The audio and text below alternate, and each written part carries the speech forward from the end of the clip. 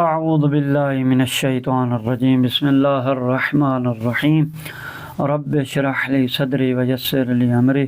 واحلل عقدۃ من لسانی یفقہوا قولی اللہم صلی علی محمد وآل محمد وعجل فرج میرے سامعین محترم ناظرین گرامی، انشاءاللہ آپ خیریت سے ہوں گے۔ ہمارے سلسلہ گفتگو جو چل رہا تھا وہ تقلید کا وجوب تھا کہ یہ فرمان امام حسن عسکری اور امام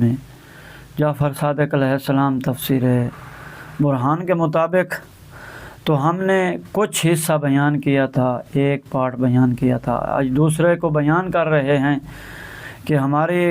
گفتگو جو ابھی جاری ہوگی وہ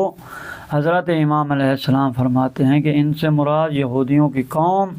کہ وہ افراد تھے جو حضرت محمد صلی اللہ علیہ وآلہ وسلم کے اوصاف کو اپنے ہاتھوں سے لکھتے تھے اور یہ گمان کرتے تھے کہ یہ اللہ تعالیٰ کی طرف سے ہیں، حالانکہ ان کی لکھی ہوئی اوصاف نبی کے اوصاف کے خلاف تھی اور کمزور اور ضعیف اعتقاد یہودیوں سے کہتے تھے کہ وہ نبی آخری زمانے میں مبعوث ہوگا، وہ یہ والا نہیں ہے، بلکہ اس کے اوصاف جو اللہ نے بیان کیے ہیں وہ یہ ہیں کہ لمبے قد کا وزنی بدن اور سخت بالوں والا ہوگا، اور وہ آج سے 50 سال بعد کے زمانے میں مبعوث ہوگا۔ اور ان کے اس جھوٹ کا مقصد یہ تھا کہ ان کمزور و مستضعف یہودیوں پر ہمارا اقتدار باقی رہے اور ان کی طرف سے وہ ہدایے و تبرکات متواتر ہمیں ملتے رہیں، تاکہ محمد صلی اللہ علیہ وآلہ وسلم اور علی علیہ السلام کی خدمت میں جانے والوں کو روکتے رہیں۔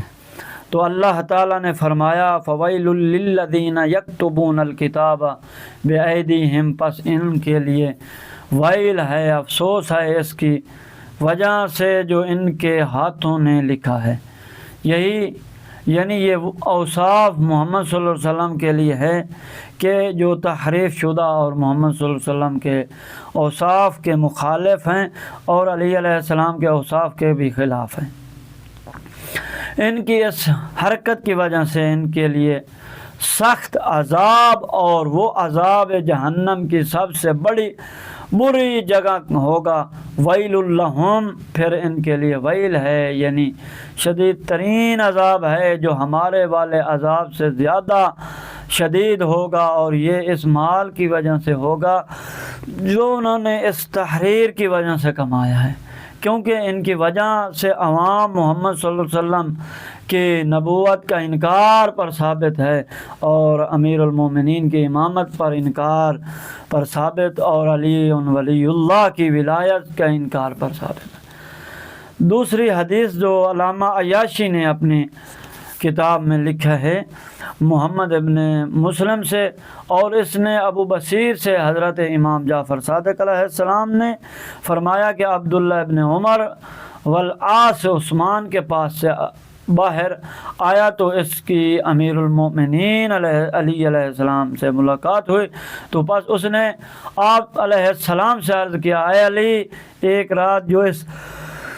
حکومت میں ہے جس کے بارے میں ہم امید رکھتے ہیں کہ اللہ اس امت کے لیے اس کو ثابت رکھے، اس کے بارے میں آپ کیا بیان کرتے ہیں؟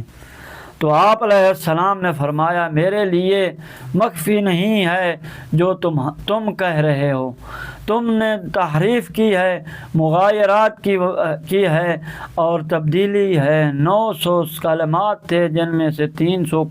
میں تم نے تحریف کی ہے اور 300 میں مغایرات کی ہے اور 300 میں تبدیلی کی ہے۔ اس کے بعد آپ علیہ السلام نے یہ آیت پڑھی، فویل للذین یکتبون الکتاب بایدیہم ثم یقولون ھذا من عند اللہ، پس ویل ہے ان لوگوں جو لوگوں کے لیے پس ویل ہے ان کے لیے جو اپنے ہاتھوں سے کتاب لکھتے ہیں اور پھر کہتے ہیں کہ اللہ کی طرف سے ہے۔ تو میرے محترم سامعین، انشاءاللہ آخر آیت تک جو مما یکسبون ہے تک ہے، تو اس کے بعد انشاءاللہ کل ہم جو ہے وقالوا لن تمسنا النار الا ایاما معدودہ والی آیت یعنی 80 جو ہے اس کی یعنی 80 کی ہم کیا کریں گے آیت، ان 2 آیات کو بیان بھی کریں گے، ان کا ترجمہ بھی کریں گے اور تفسیر بھی بیان کریں گے۔ تو یہاں ہم اجازت چاہتے ہیں آپ لوگوں سے۔ والسلام ورحمۃ اللہ وبرکاتہ۔ اللہم صلی علی محمد و آل محمد وعجل